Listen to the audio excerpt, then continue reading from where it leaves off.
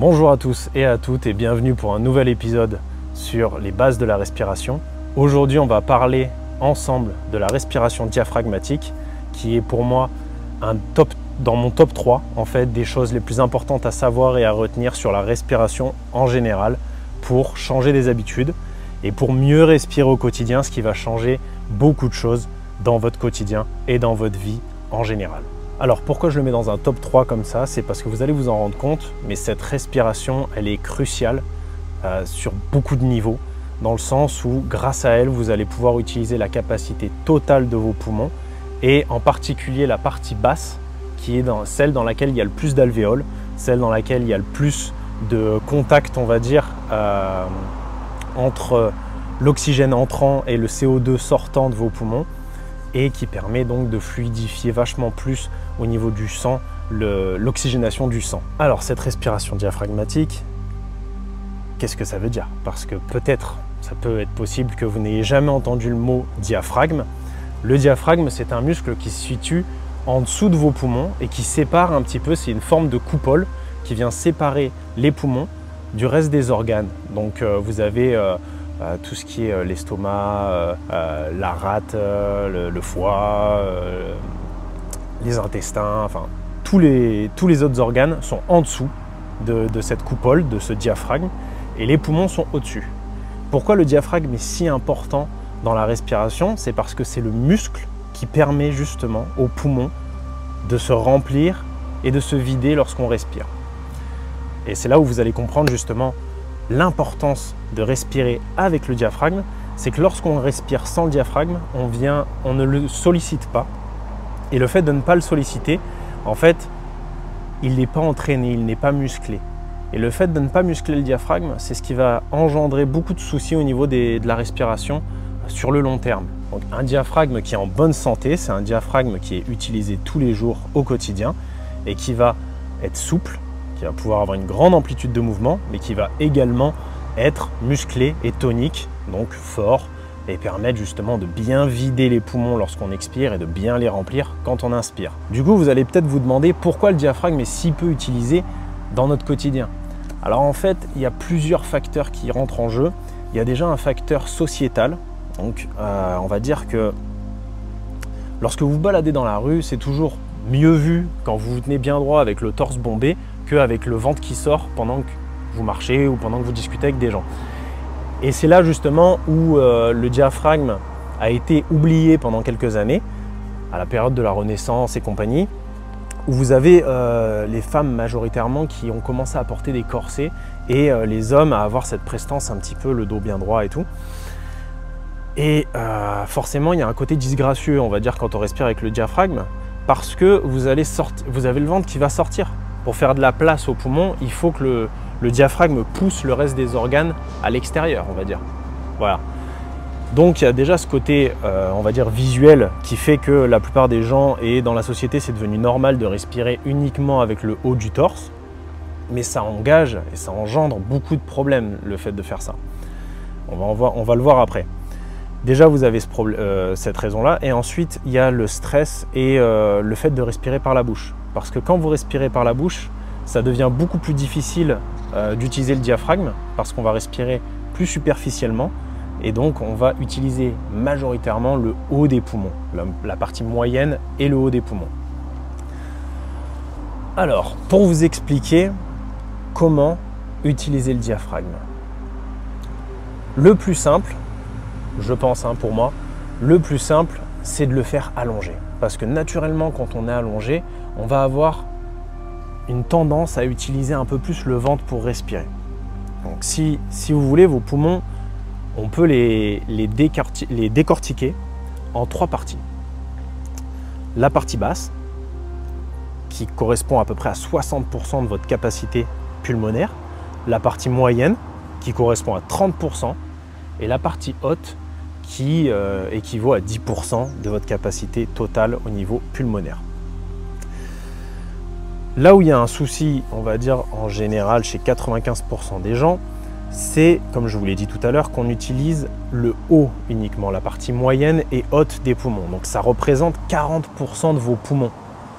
Et c'est dans cette partie-là, dans les parties moyennes et hautes, où il y a le moins d'alvéoles, où il y a donc le moins d'échanges O2-CO2, où il y a une moins bonne capacité à transmettre de l'oxygène dans le sang et à évacuer le CO2. Dans la partie basse, c'est là où il se passe le plus de choses, parce que c'est là où il y a le plus de vie, si vous voulez. C'est là où il y a le plus d'alvéoles, le plus de vaisseaux sanguins, c'est là où ça grouille. Et c'est dans cette partie-là qu'il faut qu'on apprenne à venir respirer. Et pour ce faire, il faut utiliser le diaphragme. Parce que grâce au diaphragme, on libère de l'espace dans la cage thoracique et dans le ventre pour ouvrir et venir laisser les poumons grandir et s'ouvrir et donc apporter l'oxygène dans les endroits qui nous intéressent. Et forcément, lorsque vous allez respirer avec la partie basse, ça va monter ensuite vers la partie haute et c'est ça qui va créer une sorte de vague. Donc quand on va inspirer, ça va partir du bas du ventre pour monter vers le torse, finir un petit peu avec légèrement les clavicules qui montent. Et quand on expire, ça fait l'inverse, ça descend de haut en bas. Voilà. Alors, oubliez le côté disgracieux de sortir le ventre et compagnie. Si ça vous gêne un petit peu en public de respirer profondément, vous pouvez toujours le faire sans forcément sortir le ventre complètement. Mais ça reste important que lorsque vous êtes seul, de prendre le temps de respirer vraiment avec le ventre, puis le torse. Parce que comme je vous l'ai dit, sans ça, vous allez utiliser 40% de vos poumons et sur le long terme, ça risque d'être mauvais pour vous. Ça risque d'être mauvais pour plusieurs raisons. Déjà, ça va augmenter le niveau de stress au niveau de l'organisme parce qu'un organisme qui manque d'oxygène, qui est mal approvisionné, naturellement va stresser. Et si vous voulez justement réduire ce stress qui peut être lié à des facteurs externes de votre vie, il faut apprendre à utiliser le diaphragme. Un diaphragme en bonne santé, en yoga, on dit souvent ça en yoga, c'est la durée de vie d'une personne ou la qualité de vie de la personne va dépendre de la santé de son diaphragme, donc de sa souplesse et de sa tonicité.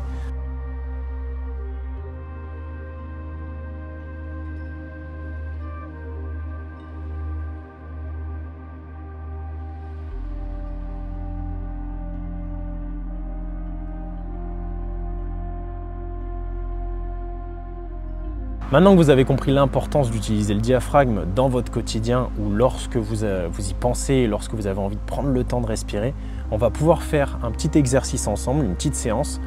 Et pour ça, je vous invite à le faire allongé si vous le pouvez. Et si vous ne pouvez pas le faire allongé parce que vous êtes dans le métro, dans le train ou quoi que ce soit, je vous invite alors à vraiment focaliser votre attention sur votre ventre, votre torse et vos épaules. Parce que ce qu'on va faire, c'est qu'on va inspirer par le bas du ventre, on va venir sortir le ventre, et continuer et monter pour finir en haut des épaules. Et quand on va expirer, on va redescendre, vider le torse et finir par vider complètement le ventre. Ça va faire un genre de vague comme ça qui monte et qui descend. Et si vous avez la possibilité de le faire allongé, ce sera encore mieux pour vous parce que vous allez vraiment faciliter le travail au niveau du diaphragme si vous voulez, parce qu'il n'y aura pas la gravité à affronter. Allez, on y va, c'est parti. Lorsque vous êtes allongé comme ceci, ou si vous êtes toujours assis, prenez le temps avant de commencer à respirer, de vraiment vous ancrer dans votre pratique, dans ce que vous allez faire. Je ne vous dis pas et je ne vous garantis pas que vous allez réussir à faire le vide en un instant, mais par contre, si vous arrivez à vous focaliser sur votre respiration, ça va vous aider à faire le vide, ça va vous aider à vous concentrer uniquement sur ce qui nous intéresse aujourd'hui, c'est-à-dire le diaphragme. Et vous allez le sentir lorsque vous inspirez et expirez, parce que justement il va venir bouger et créer de l'espace pour vos poumons de bas en haut, et cela va vous permettre de créer une connexion avec votre diaphragme, et cette connexion vous permettra de la mettre en place au quotidien. On va commencer par respirer uniquement avec le ventre si vous y arrivez. Donc pour ce faire, je vous invite à mettre la main sur le ventre et à inspirer par le nez. Et essayez de forcer le truc un peu pour que le ventre sorte, comme ceci. Et lorsqu'on expire, vous pouvez le faire avec la bouche ou le nez pour expirer. On vient rentrer le ventre. On inspire par le ventre. Et on expire avec le ventre. Inspire. Et expire avec le ventre. Inspire. Et expire avec le ventre. Vous avez compris le truc, je vous laisse en faire encore 5.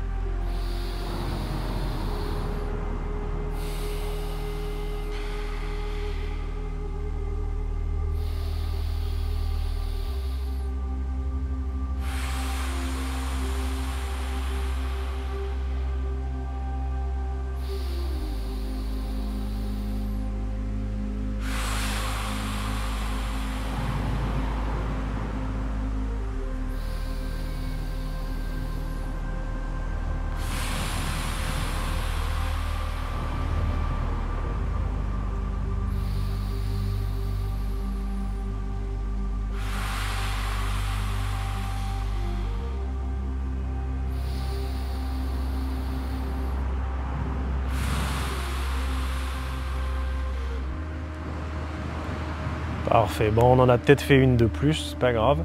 Maintenant on va continuer, on va inspirer d'abord par le ventre et laisser monter vers le torse. Ça va commencer à faire la vague de bas en haut. On inspire ventre. Dès que le ventre est plein, on passe au torse. Et lorsque le torse est plein, on expire d'abord par le torse, puis le ventre. Inspire. On passe au torse et on expire. Quand le torse est vide, ventre et on recommence.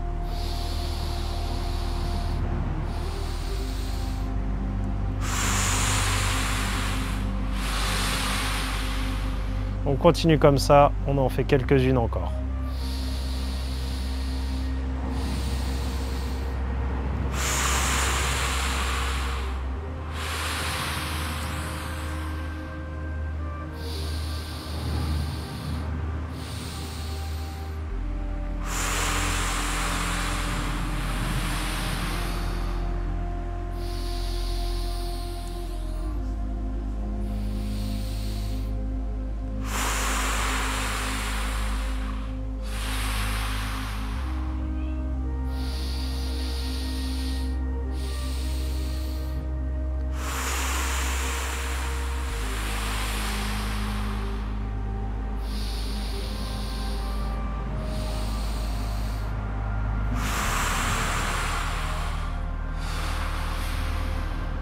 Très bien. Que vous soyez allongé ou assis, je vous invite d'abord, avant de commencer la respi yogi, on va essayer de reprendre votre respiration de base. La respiration de base, on s'entend, c'est celle qu'on fait de manière inconsciente au quotidien. C'est-à-dire une respiration uniquement basée sur la respiration du torse. Pour rappel, les 40% des poumons. Pour ça, je vous invite à complètement mettre une main sur le ventre et à utiliser uniquement votre torse pour respirer. On va inspirer et on expire. On inspire uniquement avec le torse.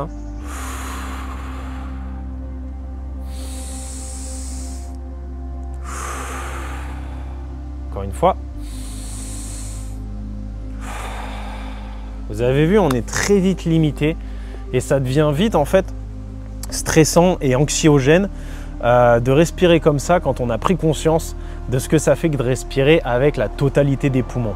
Bien entendu, c'est quelque chose que vous allez pouvoir mettre en place dans votre quotidien. Simplement, maintenant que vous le savez, que vous avez un diaphragme et que vous pouvez l'utiliser, ça va changer votre vie. Des fois, il suffit d'en prendre conscience, de le savoir pour le mettre en place. Néanmoins, je vous invite à faire une petite respi. On va faire ça pendant 2-3 minutes. Et si ça vous intéresse, vous pourrez la refaire plus longtemps vous-même avec une musique qui vous plaît ou quoi que ce soit. Cette respi, c'est la respiration yogi. Pourquoi on l'appelle yogi? Parce que justement, elle vient utiliser la totalité des poumons.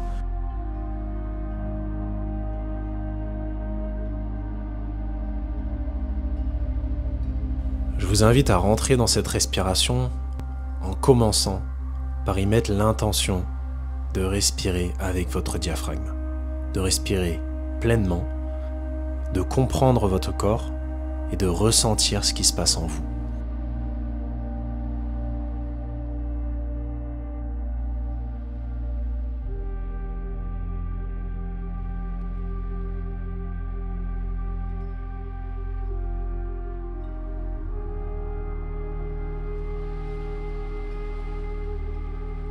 Maintenant que vous êtes pleinement présent dans cette respiration, je vous invite à reprendre l'exercice qu'on a fait juste avant. On va inspirer d'abord avec le ventre, puis le torse, et on va finir avec un léger haussement des épaules. Puis on expire d'abord par les épaules, puis le torse, et on finit avec le ventre qui va venir légèrement se rentrer et se rapprocher de la colonne vertébrale. On recommence et on continue comme ceci. On inspire de bas en haut et on expire de haut en bas.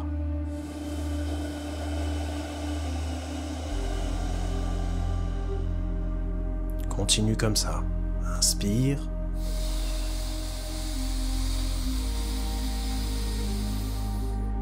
Et expire.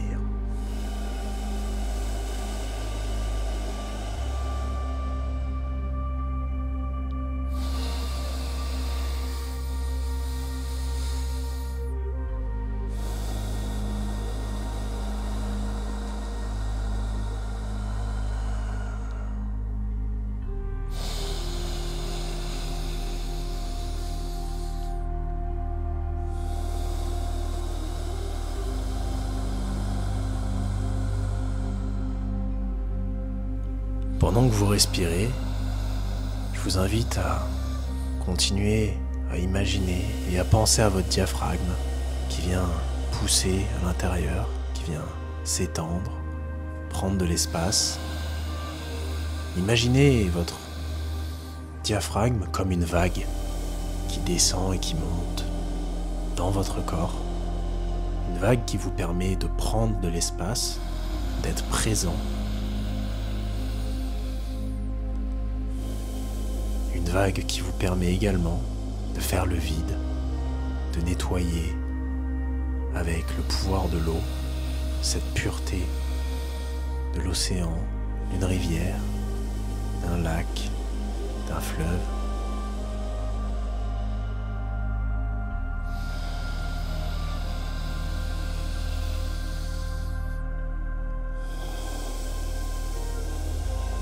Continuez à focaliser cette intention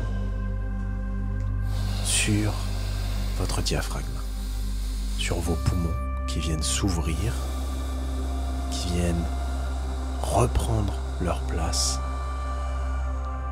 Parfois, ça peut être difficile ou bizarre comme sensation. On peut avoir la tête qui tourne, car on a plus d'oxygène qui est distribué dans le corps. Nos poumons fonctionnent d'une meilleure manière.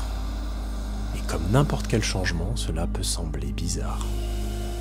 Mais prenez le temps de bien intégrer ce qui vous arrive, de vous reconnecter à votre respiration et à vos poumons. Je vous invite à continuer cette respiration pendant les 4 prochaines minutes. Si vous le souhaitez, vous pouvez la refaire à n'importe quel moment. Et avant de commencer, il est toujours bon de créer un espace dans lequel on se sent bien et en sécurité, car cela vous permettra de pouvoir lâcher prise et vous connecter à vous-même à n'importe quel instant. Dans notre prochain épisode, sur les bases de la respiration, je vous parlerai de la respiration nasale et pourquoi il est important d'arrêter d'utiliser votre bouche pour respirer. À bientôt. Ciao, ciao.